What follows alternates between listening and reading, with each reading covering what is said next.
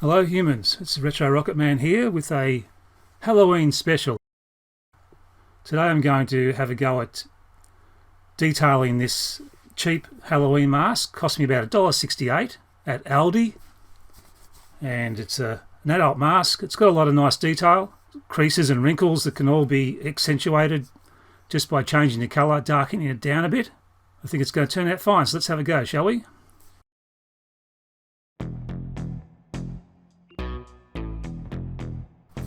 I'm going to start by liberally painting black shoe polish all over the mask. This is going to darken down the overall colour of the skin tones and also bring out a lot of those creases and wrinkles and cracks and all that texture that's in the mask. It's going to really make it stand out, give it a lot more depth and, of course, a lot more interest.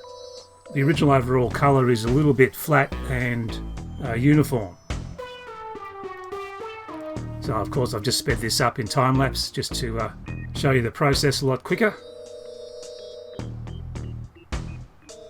And as you can see, I'm just going sick on the shoe polish, covering the entire mask. And I'm going to let that dry so that the blackness really sits in those creases and wrinkles.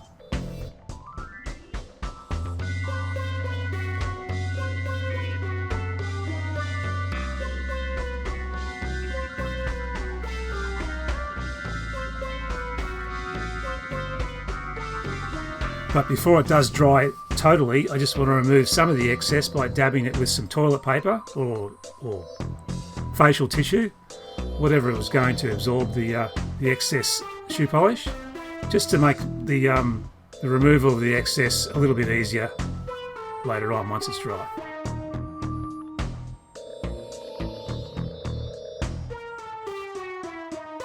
And now that it's dry, you can see how much darker it is. So I don't want it to be that dark, so now I'm going to attack it with a dampened scouring sponge, non-abrasive, and I'm just going to take off some of that excess just to lighten it up a bit and also reveal more of the cracks and wrinkles and just the imperfections in the skin, which this mask has plenty of.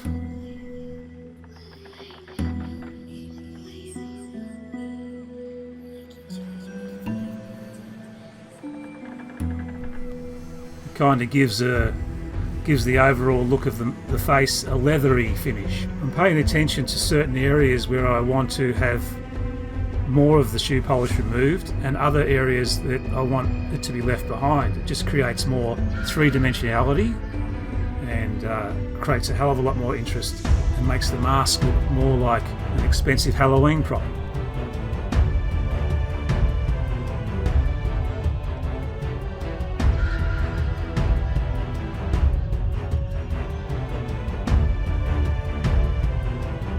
Straight away you can see how that extra contrast has really brought out the sculpt and all those fantastic cracks, lines and wrinkles.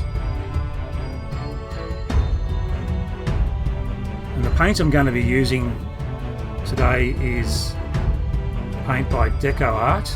It's an Americana brand, and it's an acrylic which is supposed to go on just about any surface. It's a multi-surface paint, so it should be ideal for this rubbery mask.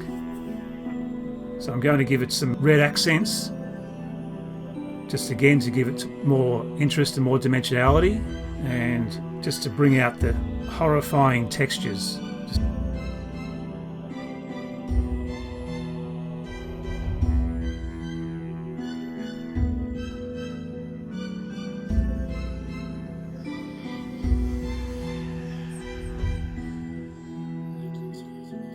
Going to give a bit of colour to the lip area. I'm only approaching this with a very light amount of paint, nothing too heavy, and then I'm just going to slowly build on it. And that's probably the best way to go. That way you don't overdo it, and you can blend a lot more easily that way too, because blending does make a big difference to the overall effect. Just the slightest amount of paint on the brush. It's almost like dry brushing. In fact, it probably is closer to dry brushing than anything else. And then I just gradually build on it. It's a very subtle beginning, but the more layers you do, the more it comes out.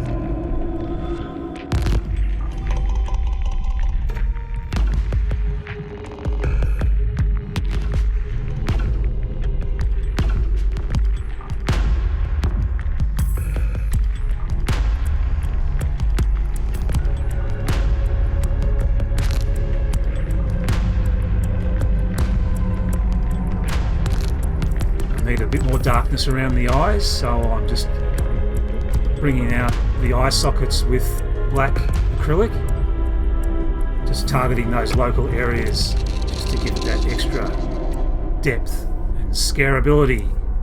This technique just brings out all that extra contrast from the lighter colours to the darker colours. It makes it much more dramatic.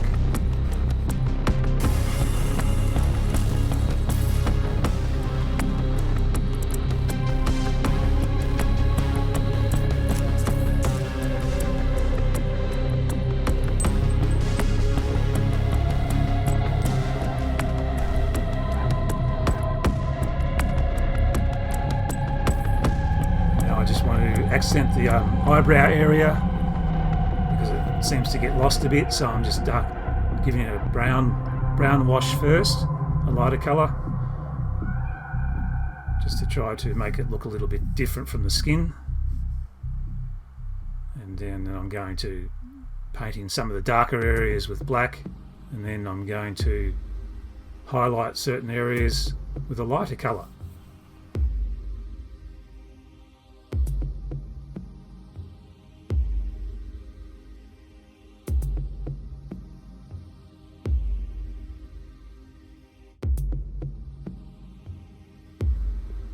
This is a roll-on ball from a deodorant bottle, and I'm going to use these for the eyeballs. I'm going to start off with the iris area, chosen green for this colour. I'm just using a stencil to give me a uniform roundness.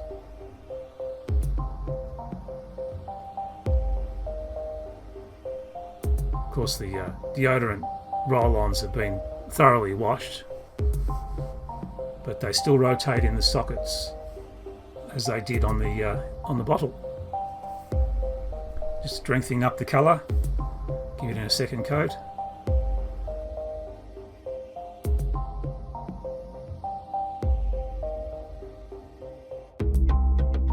And now for the pupil, just a bit of black acrylic.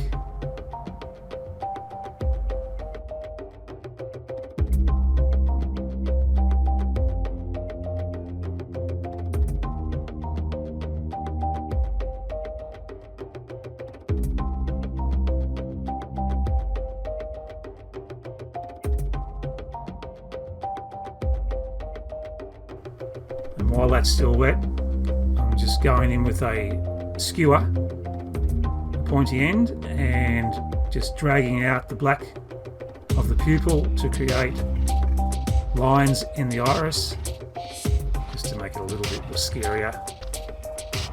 And then I'm just going to redo the pupil again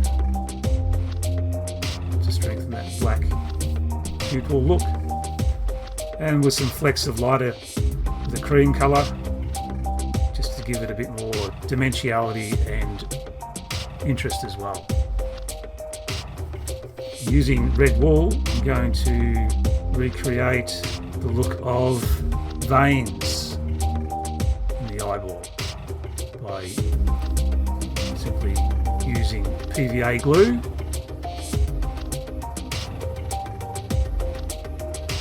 And I'm just going to stick it with that, and it's going to emulate those ugly, horrible bloodshot veins that you always see in scary characters. So just by painting the PVA glue and then using the wool sparingly, you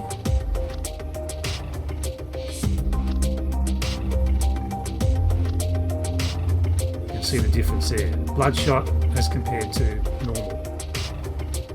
I'm just going to glue the eye into the eye hole, just using a contact glue.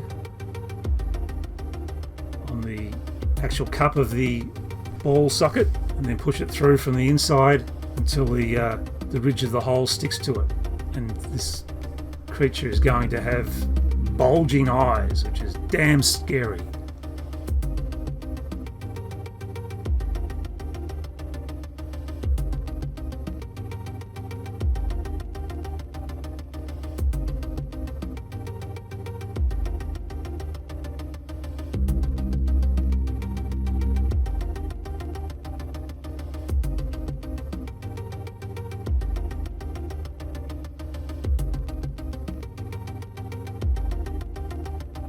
So there you have it, fellow humans. This is my redo of a cheap Halloween mask that I got at the supermarket for $1.68, and it looks at least $1.70 worth. And yes, the eyeballs are movable. And there's one other bonus with this. When you turn out the lights, you get this effect. Creepy as. This is Retro Rocket Man. I hope you guys enjoyed this video, and happy Halloween. Over and out.